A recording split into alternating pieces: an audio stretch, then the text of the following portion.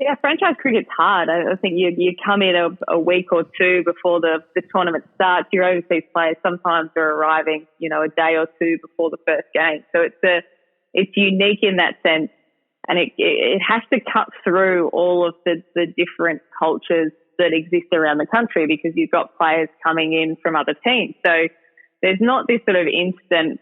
If we were just a Victorian team playing T20 cricket, then we would sort of already know each other. We would know the style of play. There'd be all those sorts of things. So, for me, it was about saying, well, maybe from a Big Bash point of view, it's something we should be deliberate in. And for me, taking on captaincy, I really enjoyed captaincy, but for me, it wasn't I didn't want it to be about me. I think I wanted it to be about the group owning the environment. And I felt like if people felt like they had ownership on the environment and that they were accountable for what happened in the Melbourne Stars, then people would actually have really good skin in the game, and it would mean that it would drive us forward. And ultimately your culture has to be about winning. You have to be trying to win it. And at times, with people would say, well, maybe the Stars don't have the sort of team, Meg Lanning's left, they're not going to be any good and all that sort of stuff. And for me, it was about saying, well, we're still going to be trying to win it. Yeah. Because the reality is, on any given day in a T20 format, that it actually doesn't matter who's on your list. Any team can win. And so for me, it was more about that. It's about caring about each other for sure. And for me, wanting to be connected. And that took me out of my comfort zone. I'm quite introverted. Yep. I'm not so much about the big groups. I'd rather have one-on-one coffees. And so for me, with the Stars, was about saying, you know what, I'm not going to try and fill the shoes of Meg Lanning, because I actually can't. She's a wonderful leader, and there's a reason that she captains Australia.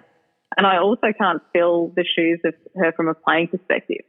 And so it just became about saying, well, this has to be done differently, because we can't just do it the same way. It's not going to be I can't just step in and, I'm most certainly not going to step in and make 500 runs, that's for sure. But, I'm a different person, and I'm going to go about it a different way. And so it was a little bit about being vulnerable in front of those girls and saying, this is what I want. This is what I'm passionate about. And I am passionate about the Melbourne Stars.